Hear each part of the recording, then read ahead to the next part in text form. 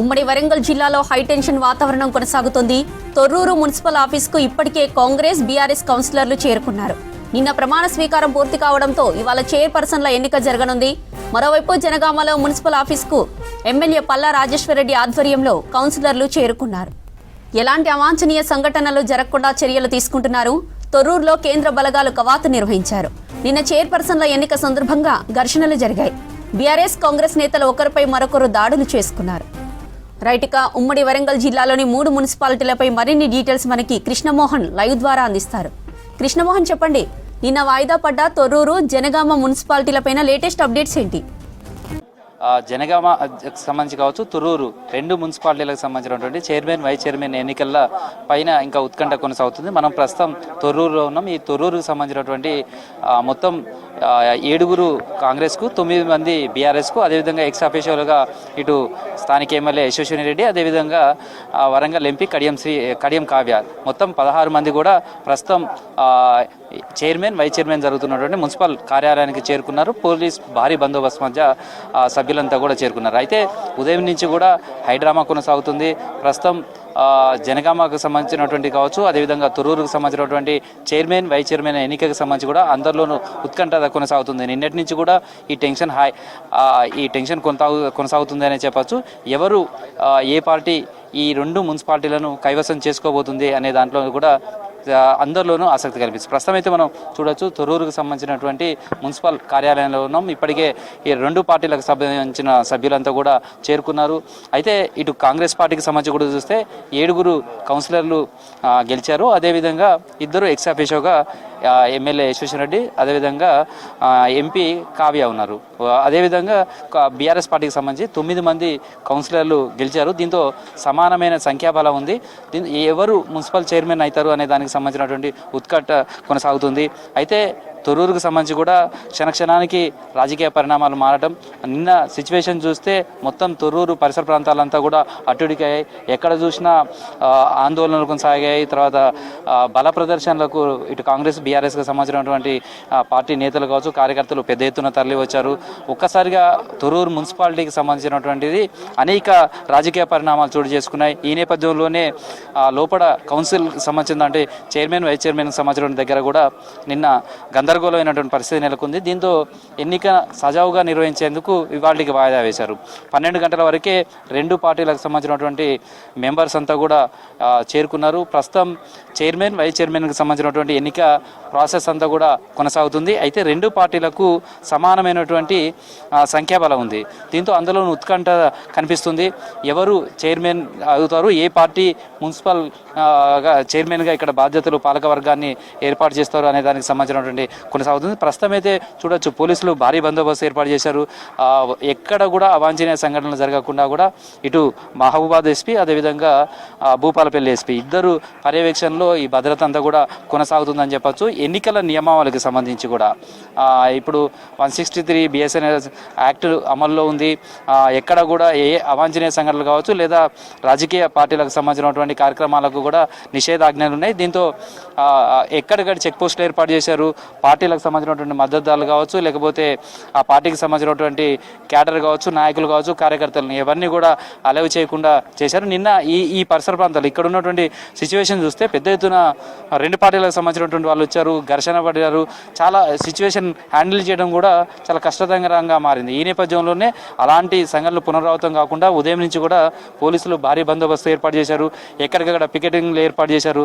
ఎవరిని అలవ్ చేయలేదు. కేవలం 9 మంది కాంగ్రెస్ పార్టీకి సంబంధించిన సభ్యులు ఎవరైతే ఉన్నారో 7 కౌన్సిలర్లు, 2 ఎమ్మెల్యే, ఎంపీకి సంబంధించిన వాళ్ళు, అదేవిధంగా బీఆర్ఎస్ పార్టీకి సంబంధించినటువంటి 9 మంది కౌన్సిలర్లు వాళ్ళను మాత్రమే లోపల వరకు అలవ్ చేశారు. అయితే చైర్మన్, వైస్ చైర్మన్కి సంబంధించినటువంటి ఎన్నికకు చూస్తే 2 పార్టీలకు సంబంధించినటువంటి సమానమైనటువంటి సంఖ్యాబలం ఉంది. ఈ నేపథ్యంలో ఈ ఎన్నికలకు సంబంధించినటువంటి ఏ విధంగా జరుగుతుంది, టాస్ వేసి ఎన్నిక చేస్తారా, లేకపోతే ఇంకా ఏమైనా లోపల రాజకీయ పరిణామాలు మారిపోయే అవకాశం ఉండొచ్చా, ఇట్లా అనేక రకాలైనటువంటి చర్చ ప్రస్తుతం అయితే జరుగుతుందని చెప్పచ్చు. తొర్రూరు మున్సిపాలిటీకి సంబంధించి అందరి దృష్టి ఇప్పుడు ఇక్కడే ఉంది. ఎందుకు అంటే ఏం జరుగుతుంది, ఎవరు ఈ మున్సిపల్ పాలక వర్గాన్ని చేజిక్కించుకోబోతున్నారు, ఎవరి పార్టీ జెండా ఇక్కడ రెపరెపలాడబోతుంది అనే దానికి సంబంధించినటువంటి సర్వత్రా ఒక చర్చ మాత్రం జరుగుతుంది. ప్రస్తుతం ఎలాంటి అవాంఛనీయ సంఘటనలు జరగకుండా పోలీసులకు సంబంధించినటువంటి భారీ బందోబస్తు మధ్య ఒక ఉత్కంఠమైనటువంటి వాతావరణంలో ఈ ఎన్నికకు సంబంధించినటువంటి ప్రక్రియ అంతా కూడా కొనసాగుతుందని చెప్పచ్చు. ప్రస్తుతం ఇటు మహబూబాదే కావచ్చు, సూర్యాపేట, భూపాలపల్లి, ములుగు ఇలా 3-4 జిల్లాలకు సంబంధించినటువంటి పోలీసులంతా కూడా ఇక్కడ మోహరించారు. మొత్తం దాదాపు 1000 మంది వరకు ఈ బందోబస్తులో కూడా వీళ్ళు పాల్గొన్నారు. ప్రస్తుతం అయితే మనతోటి భూపాలపల్లి వేసుకున్నారు, ఆయనతో కూడా మాట్లాడదాం.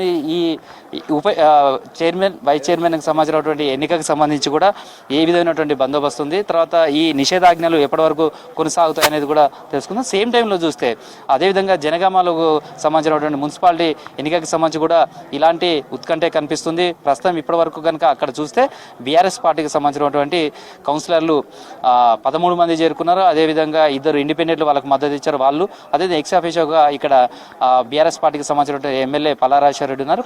ఈ 16 మంది ప్రస్తుతం అయితే అక్కడికి చేరుకున్నారు. మరి కొద్దిసేపట్లో కాంగ్రెస్ పార్టీకి సంబంధించిన సభ్యులు చేరుకుంటారా, లేకపోతే మరొకసారి ఇక్కడ ఎన్నికకు సంబంధించినటువంటి చైర్మన్, వైస్ చైర్మన్కి సంబంధించినటువంటి వాయిదా పడుతుందా, లేకపోతే ఎలాంటి పరిణామాలు చోటు చేసుకుంటాయి అనేది మాత్రం ఆసక్తి కలిగిస్తుంది.